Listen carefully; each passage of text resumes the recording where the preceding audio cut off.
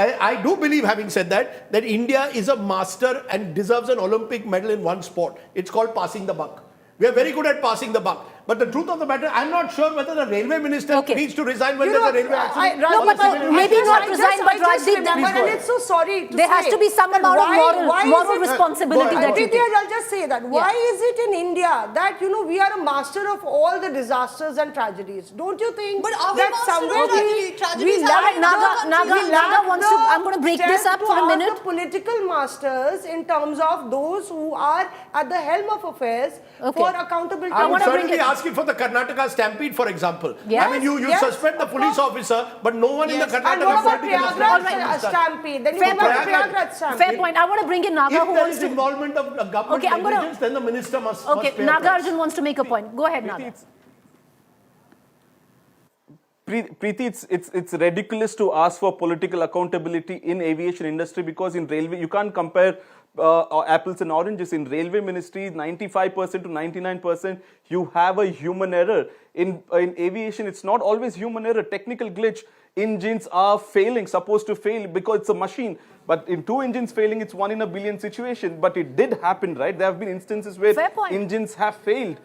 No human can do anything about it when engine fails. But Naga, not once. Naga, 1 second. No. Naga, I think you've got that wrong. Not once is somebody saying that the conclusion is human error. Yes. But I think it's going to be the biggest error on our account if we do not put human error as one of the working theories. Just because we don't want the spotlight on that, it's tragic. But it's a question that one needs to ask. Accountability. No, fair point. Got it. Okay, Siddharth wants to make one final point. We need to question. I just wanted to... Yeah, go ahead. Naga, conclude. Can I? Yes, please do. Naga, silence is golden. What I'm saying is I'm not saying don't question the pilots. Even my first theory was, did the pilots, instead of pulling the wheels up, the undercarriage up, did they pull the wheel flaps back up? That was also my question, because it's absolutely incorrigible to understand that how can the wheels be down even after the takeoff and then no flaps being there on the aircraft. But I'm talking about political accountability. To ask the resignation of aviation minister is a bit far-fetched, because Okay, 1 second. Let's Siddharth come. Siddharth wants to make a point. The point really that we need to focus on is, today we are talking about doubling the number of airports to 300. We have 1,600 plus new aircraft on order. What is going to happen, Preeti, is that more and more Indians are taking to air every day.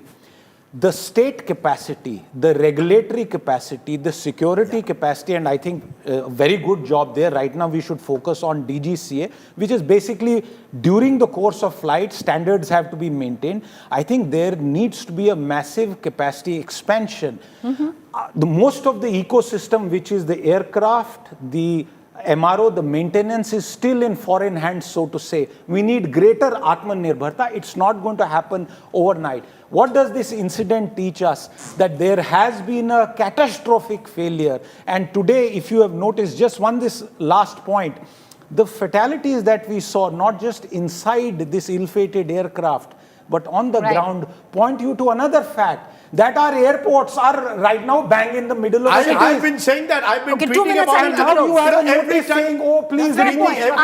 Fair point. The city that I fly into almost every week is Mumbai.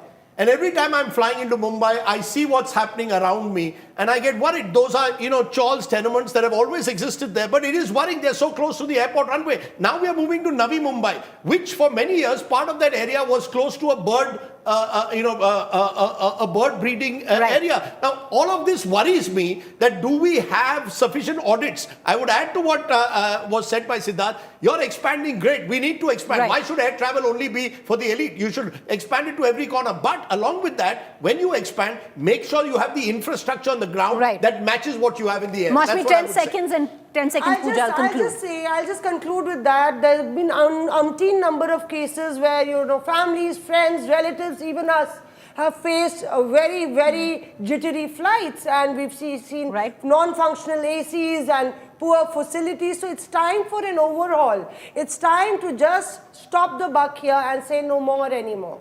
10 seconds, Pooja. All right, finally, it is a fact that India does take, to a certain extent, its lives lost cheaply. We have to remember that more. It is a fact, but importantly, at this juncture, every time there is an overhaul that happens, Preeti, notice and remember that we are also often ready to jump and tarnish it. We've had the Kingfisher, we had Vistara. Look what happened to those airlines. So if there is an overhaul, if there is a development, let's try and appreciate and keep it together. I'm going to close this show, but ultimately, I would think all of us here and everyone who has heard of this crash wants the truth to come out. But the truth, the real truth will only come out if we accept and speak it for what it is. Everything else is the biggest disfavor to the families of the 275 people who died in this air crash. We're going to let it be. Thank you for watching.